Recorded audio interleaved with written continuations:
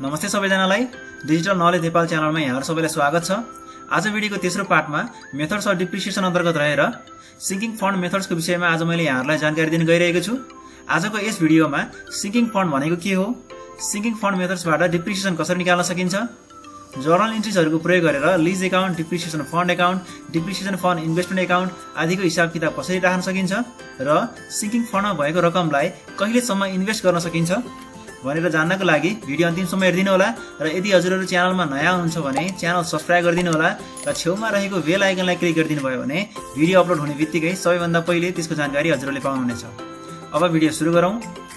Depreciation fund method, जसलाई हामीले सिंकिङ fund method पनि भनिन्छ र यसलाई नेपालीमा मूल्य ह्रास कोष विधि भनिन्छ र यसको पनि कन्सेप्ट बुझौँ। यस विधि अनुसार कुनै सम्पत्तिको प्रत्येक वर्षको अन्तमा कट्टा गरिएको डिप्रिसिएसनको रकमबाट एउटा कोष स्थापना गरिन्छ, जसलाई हामीले डिप्रिसिएसन फन्ड अथवा सिंकिङ फन्ड भनिन्छ। यस किसिमको कोषमा भएको रकमलाई वृद्धि गर्न मार्केटमा हामीले इन्भेस्ट गरिन्छ, जसबाट निश्चित ब्याज रकम प्राप्त गर्न सकिन्छ र यस किसिमको कोषबाट भविष्यमा सम्पत्ति प्रतिस्थापन गर्न आवश्यक रकमको सजिलैसँग व्यवस्थापन गर्न सकिन्छ, जसले गर्दा संस्थाको कार्यशील पुँजीमा आर्थिक भार कम पर्न जान्छ। It is also called sinking fund method. यसलाई मैले अघि नै भनिसके, हामीले डिप्रिसिएसन फन्ड मेथडलाई सिंकिङ फन्ड मेथड पनि भनिन्छ। हामीले डिप्रिसिएसन फन्ड मेथडको कन्सेप्टलाई अझ राम्ररी बुझ्नको लागि यसको साइकलबाट बुझ्ने कोसिस गरौँ। मानौ एउटा एबीसी भन्ने एउटा कम्पनी छ, त्यो कम्पनीले आफ्नो फर्म सञ्चालनको लागि एउटा मेसिन खरिद गर्दछ र त्यो मेसिनको युजफुल लाइफ भनेको 3 वर्ष रहेको छ र कम्पनीले 3 वर्षपछि त्यो मेसिन रिप्लेसमेन्ट यानी कि प्रतिस्थापन गरेर नयाँ मेसिन खरिद गर्ने निर्णय गर्दछ र त्यो मेसिनको एनुअल डिप्रिसिएसन सिंकिङ फन्ड मेथडबाट गर्ने निर्णय गर्दछ। अब यसलाई हामीले डिप्रिसिएसन फन्ड मेथडको साइकलबाट बुझ्ने कोसिस गरौँ। एबीसी कम्पनीले एउटा फर्म सञ्चालनको लागि एउटा एसेट खरिद गर्दछ र त्यो सम्पत्तिको युजफुल लाइफ भनेको 3 वर्ष रहेको छ र कम्पनीले प्रत्येक वर्ष त्यो सम्पत्तिको डिप्रिसिएसन फन्ड मेथड्सको आधारमा कट्टा गर्ने निर्णय गरेको छ। अब कम्पनीले पहिलो वर्षको अन्तमा त्यो सम्पत्तिको डिप्रिसिएसन कट्टा गर्दछ र त्यो रकमलाई डिप्रिसिएसन फन्ड एकाउन्टमा लगेर जम्मा गर्दछ, जसलाई हामीले डिप्रिसिएसन फन्ड अथवा सिंकिङ फन्ड एकाउन्ट पनि भनिन्छ। अब कम्पनीले त्यो फन्डमा भएको रकमलाई वृद्धि गर्नको लागि निश्चित प्रतिशत ब्याजमा मार्केटमा गएर इन्भेस्ट गर्दछ, जसलाई हामीले डिप्रिसिएसन अथवा सिंकिङ फन्ड इन्भेस्टमेन्ट एकाउन्ट भनेर भनिन्छ। यसरी हामीले यी सबै प्रक्रियाहरू पहिलो वर्षको अन्तमा गरिन्छ। अब त्यसपछि कम्पनीले डिप्रिसिएसन फन्डको रकमलाई जुन सेक्टरमा इन्भेस्ट गरेको थियो त्यसबाट दोस्रो वर्षको अन्तमा कम्पनीलाई निश्चित रकम ब्याज प्राप्त हुन्छ र त्यो प्राप्त ब्याज रकमलाई कम्पनीले डिप्रिसिएसन फन्ड एकाउन्टमा नै लगेर जम्मा गरिदिन्छ र दोस्रो वर्ष पनि डिप्रिसिएसनको रकमलाई डिप्रिसिएसन फन्ड एकाउन्टमा लगेर जम्मा गरिन्छ। अब डिप्रिसिएसन फन्ड एकाउन्टमा दोस्रो वर्षको डिप्रिसिएसनको रकम र ब्याज रकम जम्मा भएको हुन्छ र यी दुवै रकमलाई हामीले एकमुष्ट रूपमा पुनः मार्केटमा गएर इन्भेस्ट गरिन्छ। यसरी हामीले यी प्रक्रिया दोस्रो वर्षको अन्तमा गरिन्छ।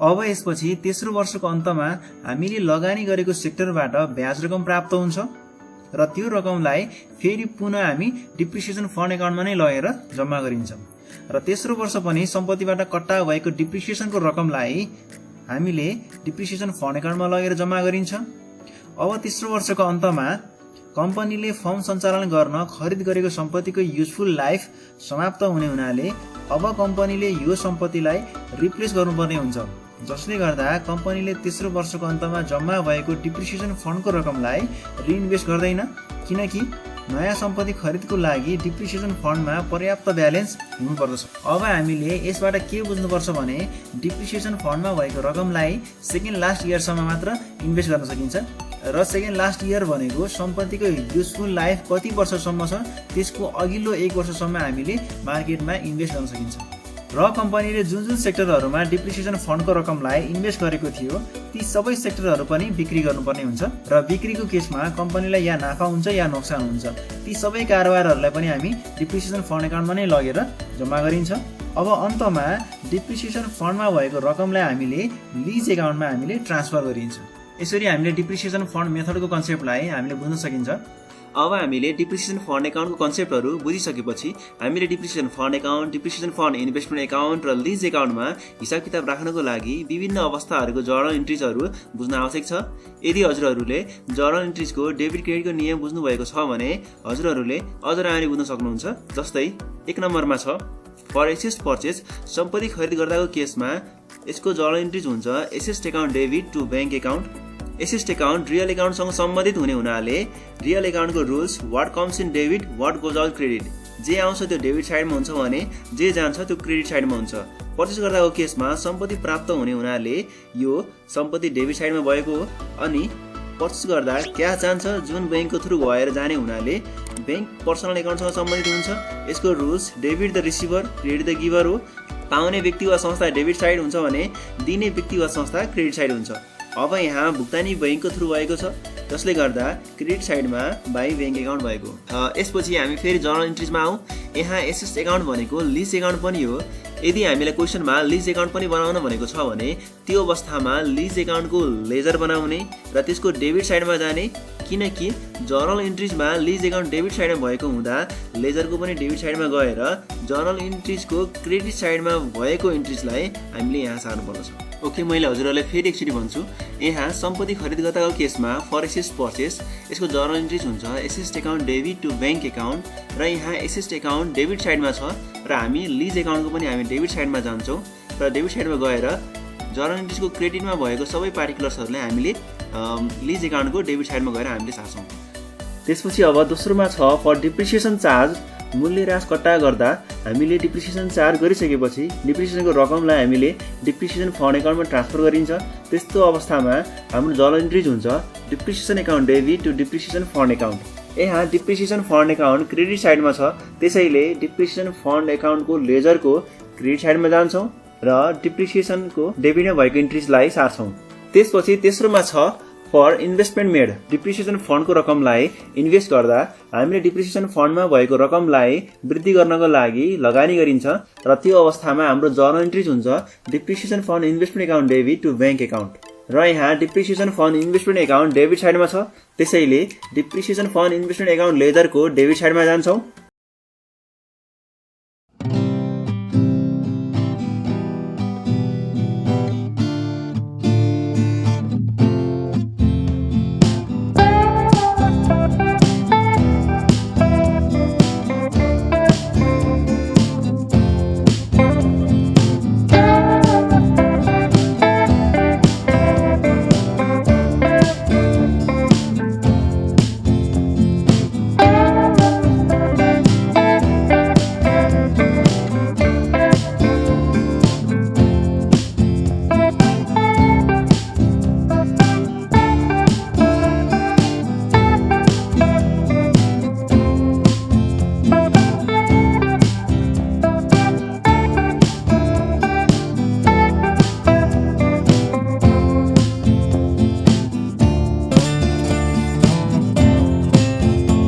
र त्यसपछि अर्कोमा छ for gain on sale of securities or investment.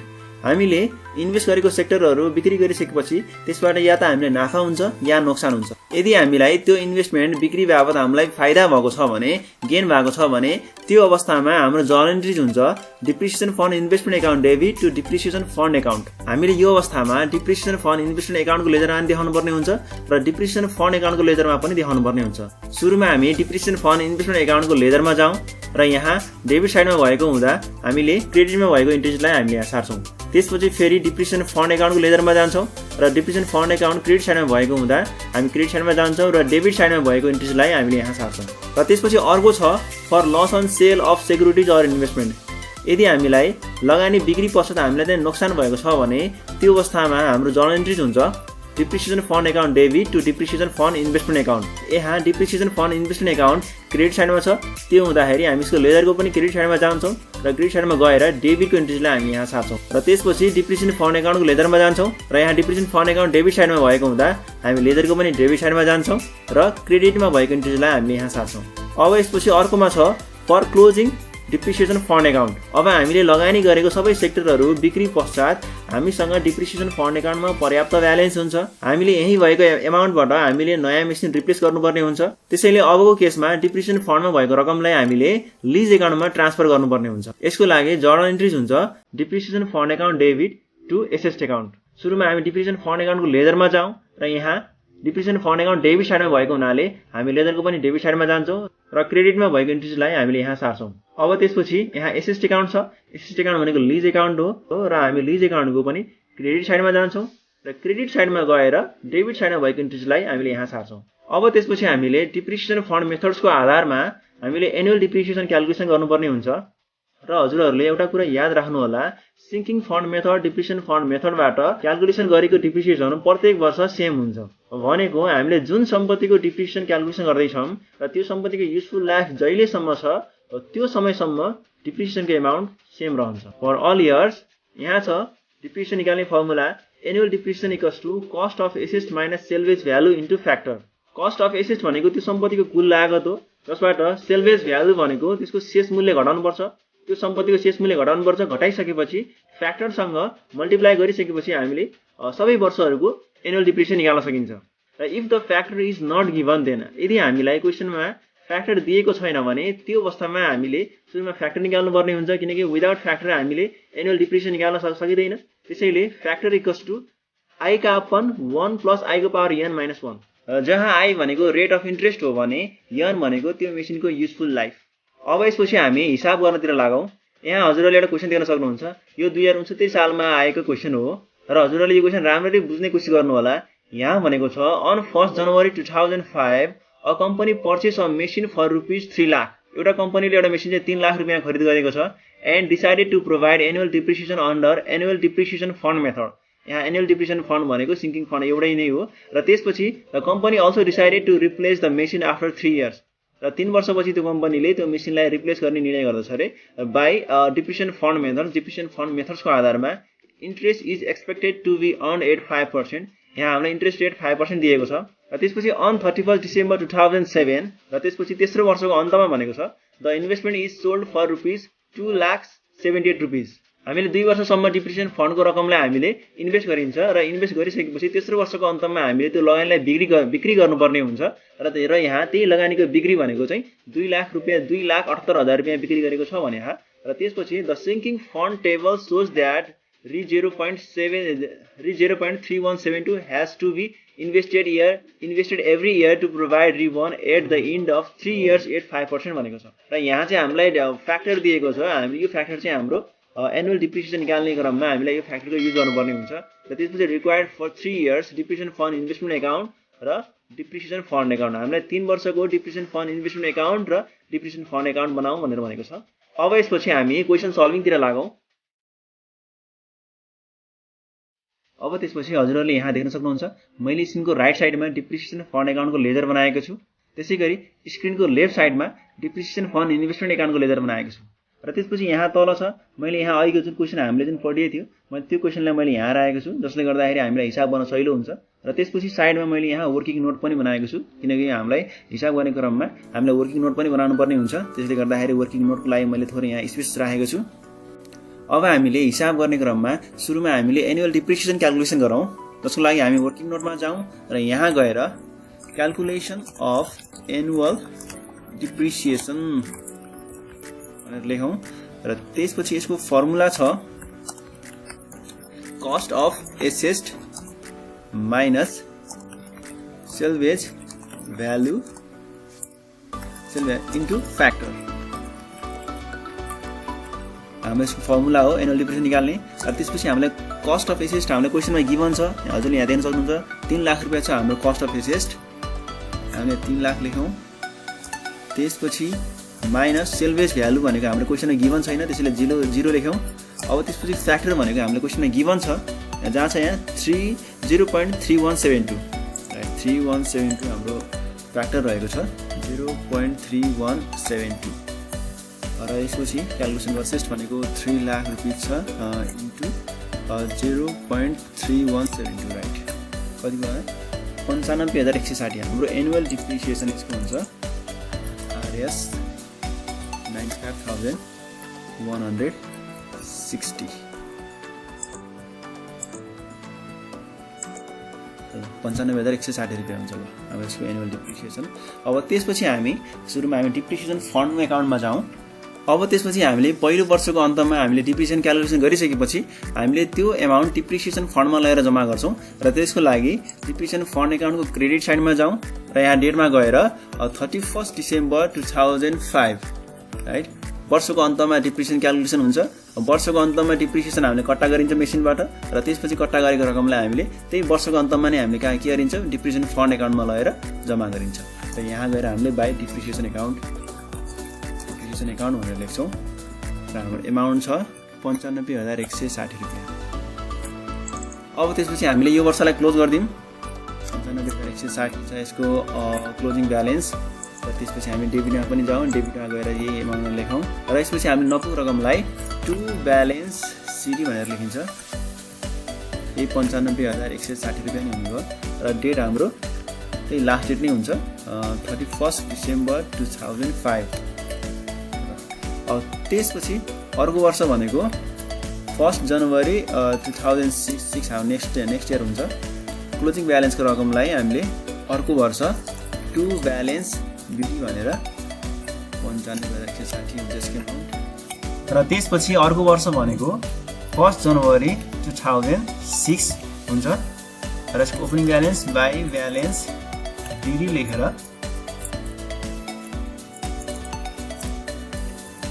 Closing ब्यालेन्सको एमाउन्टमा लेखौँ 95,160। यहाँ क्लोजिङ ब्यालेन्स 95,160 छ र त्यही एमाउन्टलाई हामीले चाहिँ अर्को वर्ष बाई ब्यालेन्स बिडी लेखेर 95,160 लेख्छौँ। अब यसपछि पहिलो वर्षको अन्तमा जम्मा भएको डिप्रिसिएसनको फन्डको रकमलाई हामीले सेम डेटमा गएर मार्केटमा इन्भेस्ट गर्नुपर्ने हुन्छ र त्यसको लागि हामी डिप्रिसिएसन फन्ड इन्भेस्टमेन्ट एकाउन्टको डेबिट साइडमा जाउँ र यहाँ सेम डेट भनेको 31 डिसेम्बर 2005 नै हुन्छ र यो डेटमा हामीले इन्भेस्ट गर्दा डेबिट साइडमा टु ब्याङ्क एकाउन्ट भनेर लेख्छौँ र हाम्रो इन्भेस्टमेन्ट एमाउन्ट भनेको 95,160 रुपियाँ हुन्छ। यो रकम भनेको पहिलो वर्षको डिप्रिसिएसनको रकम हो। अब यसपछि हामीले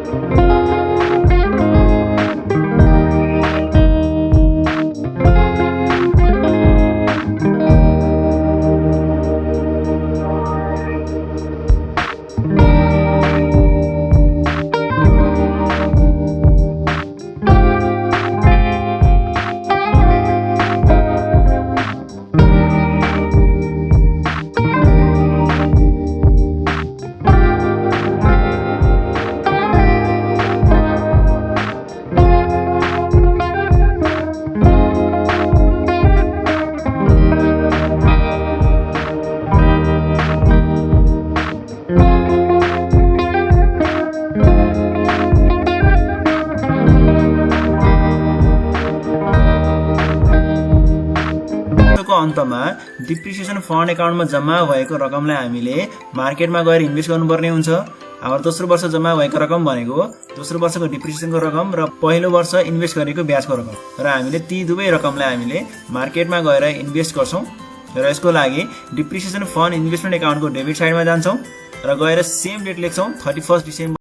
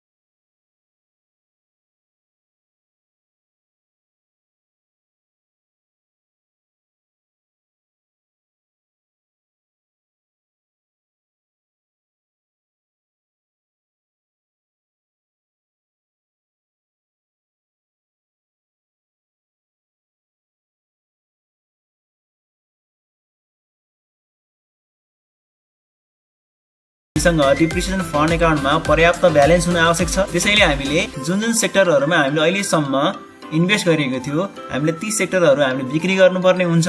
हाम्रो टोटल इन्भेस्टमेन्ट भनेको 1,95,078 रुपैयाँ हो र हामीले आफ्नो लगानीलाई तेस्रो वर्षको अन्तमा 2,78,000 रुपैयाँमा हामीले बिक्री गरेको छ। र बिक्रीको केसमा हामी डिप्रिसिएसन फन्ड इन्भेस्टमेन्ट एकाउन्टको क्रेडिट साइडमा जान्छौँ। 31 डिसेम्बर 2007 मा हामीले बिक्री गरेको र यहाँ गएर बाइ बैंक एकाउन्ट भनेर लेख्छौँ र हामीले बिक्री गरेको भनेको 2,78,000 रुपैयाँ हो। अब हजुरहरूले यहाँ हेर्नुहोस् हाम्रो टोटल इन्भेस्टमेन्ट भनेको 1,95,078 रुपैयाँ हो र हामीले यसलाई बिक्री गरेका छौँ 2,78,000 रुपैयाँमा, जसले गर्दा हामीलाई प्रफिट भएको छ। र हामीलाई कति प्रफिट भयो त 2,78,000 रुपैयाँबाट 1,95,078 रुपैयाँ घटाउँदाखेरि हामीलाई 5,000 प्रफिट भएको छ।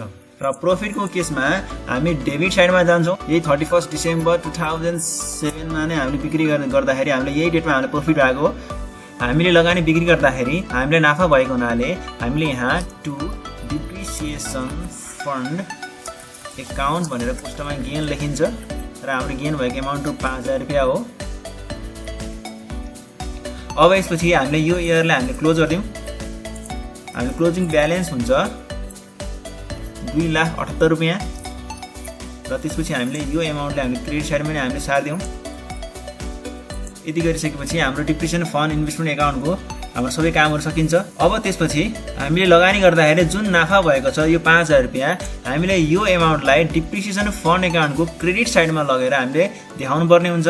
त्यसको लागि हामी डिप्रिसिएसन फन्ड एकाउन्टमा जाउँ र यहाँ गएर क्रेडिट साइडमा गएर यो क्लोजिङ डेट भनेको 31 डिसेम्बर 2007 हुन्छ र यहाँ गएर by depreciation fund investment account लेखेर कोष्टमा गेन लेखौँ र यहाँ गएर 5,000 रुपैयाँ लेखौँ। यति भइसकेपछि अब हामीले यो इयरलाई पनि क्लोज गर्दियौँ र क्लोज गर्दाखेरि यो वर्षको ओपनिङ ब्यालेन्स 1,95,078 रुपियाँ, त्यसपछि यो वर्षको डिप्रिसिएसनको एमाउन्ट 95,160 रुपियाँ, त्यसपछि यो वर्ष प्राप्त भएको ब्याज रकम 9,754 रुपियाँ, त्यसपछि लगानी बिक्री गर्दाखेरि नाफा भएको रकम 5,000 रुपियाँ। यी चारवटा एमाउन्टहरूलाई जोडेर हामीले यो वर्षको ब्यालेन्स निकालौँ। यहाँ छ 1,95,078 रुपियाँ प्लस 95,160 रुपियाँ प्लस 9,754 रुपियाँ र प्लस 5,000 रुपियाँ गर्दाखेरि 3,04,992 रुपियाँ। यो वर्षको ब्यालेन्स भनेको 3,04,992 रुपियाँ। अब यति भइसकेपछि हजुरले के बुझ्नु होला भने हाम्रो तेस्रो वर्षको अन्तमा हामीसँग डिप्रिसिएसन फन्ड एकाउन्टमा हामीसँग टोटल ब्यालेन्स भनेको 3,04,992 रुपियाँ छ। हामीले यो एमाउन्टबाट हामीले नयाँ मेसिन खरिद गर्न सकिन्छ र त्यसको लागि हामीले यो एमाउन्टलाई लिज एकाउन्टमा ट्रान्सफर गर्नुपर्ने हुन्छ। त्यसको लागि हामी डेबिट साइडमा जाउँ। डेबिट साइडमा गएर यही हाम्रो क्लोजिङ डेट नै 31 डिसेम्बर 2007 हुन्छ। यहाँ गएर टु लिज एकाउन्ट भनेर लेखौँ र तेस्रो वर्षको ब्यालेन्सको रकमलाई यहाँ लेखौँ। यसरी हामीले डिप्रिसिएसन फन्ड इन्भेस्टमेन्ट एकाउन्ट र डिप्रिसिएसन फन्ड एकाउन्ट हामीले तयार गर्न सकिन्छ। अब हामीले फेरि अर्को हिसाब सुरु गरौँ। यो क्वेसन 2057 सालको परीक्षामा आएको हो। हजुरहरूले यो क्वेसन पनि अलि राम्ररी बुझ्ने कोसिस गर्नु होला। यहाँ भनेको छ a film is purchased a plant costing ₹90,000 that produces salvage value of ₹10,000 after 3 years भनेको छ। यहाँ भनेको छ एउटा फर्मले 90,000 लागतमा एउटा मेसिन खरिद गरेको छ, एउटा प्लान्ट खरिद गरेको छ। 3 वर्षपछि यो मेसिनको शेष मूल्य भनेको 10,000 रुपियाँ हुन्छ र त्यसपछि द फिटिङ चार्जेस इन्क्योर्ड इज ₹30,000 भनेको छ र यो मेसिन सञ्चालन गर्दा 30,000 रुपियाँ फिटिङ चार्ज लागेको छ भनेको छ। अब भनिसकेपछि यो मेसिनको ओरिजिनल कस्ट भनेको कस्ट अफ एसेट भनेको चाहिँ 90,000 original cost plus 30,000 fitting charge गर्दाखेरि 1,20,000 रुपियाँ चाहिँ यो मेसिनको टोटल कस्ट हुन्छ। अब त्यसपछि a sinking fund is created to replace the plant after 3 years भनेको छ। सिङ्किङ फन्डको प्रयोगबाट चाहिँ 3 वर्षपछि यो मेसिन प्रतिस्थापन गर्ने भनेर भनेको छ। अब त्यसपछि the amount of depreciation is invested in the purchase of securities that provides 5% interest भनेको छ र हामीले प्रत्येक वर्षको अन्तमा डिप्रिसिएसनबाट कट्टा गरेको रकमलाई चाहिँ एउटा सेक्युरिटी सेक्टरमा चाहिँ इन्भेस्ट गरेको छ र त्यहाँबाट 5% ब्याज रकम प्राप्त हुन्छ भनेको छ। अब त्यसपछि calculation of interest are made to the nearest rupee. Sinking fund tables reveals that 0.317208 invested each year at 5% annum will accumulated ₹2 after 3 years. The investment realized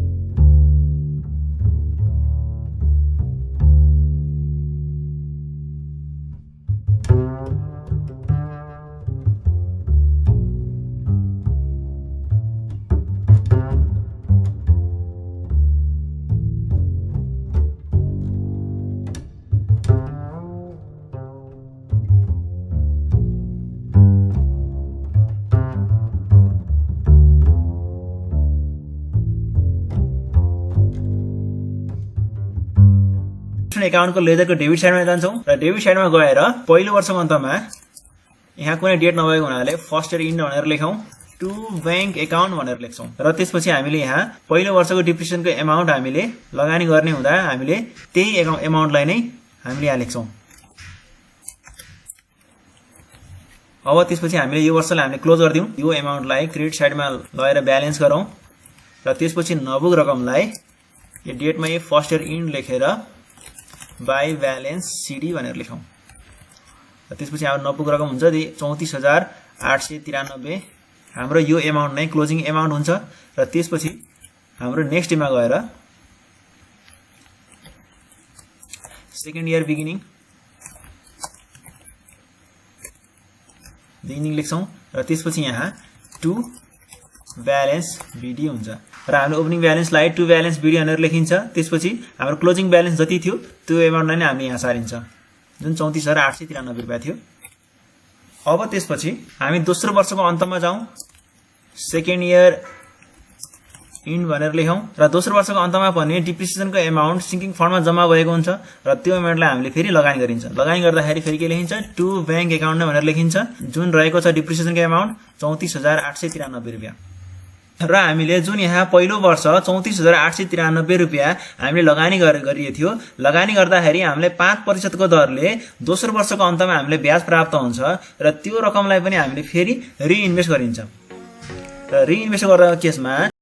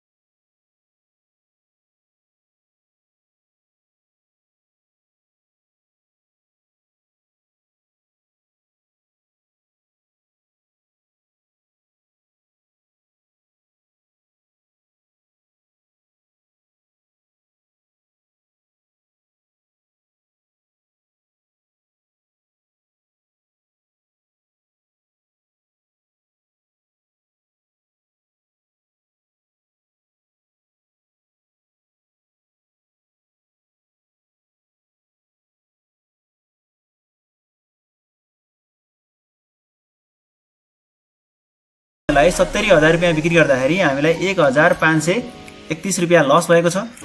अब यसपछि हामीले तेस्रो वर्षलाई हामीले ब्यालेन्स गरिदिउँ 71,531 रुपियाँ हुन्छ र यसलाई पनि हामीले डेबिट साइडमा गएर ब्यालेन्स गरौँ र यसरी हामीले तेस्रो वर्षको सिङ्किङ फन्ड इन्भेस्टमेन्ट एकाउन्ट बनाउन सकिन्छ। भिडियो निकै नै लामो भइसकेको छ। अब हजुरहरूले कति बुझ्नुभएको छ भने भिडियोलाई लाइक गरिदिनु होला र यदि बुझ्नुभएको छैन भने कहाँ बुझ्नुभएको छैन भनेर हजुरहरूले कमेन्ट बक्समा गएर कमेन्ट पनि गरिदिनु होला र यस्तै भिडियोहरू चाहनुहुन्छ भने च्यानल सब्स्क्राइब गर्न नबिर्सिनु होला। हस्, धन्यवाद।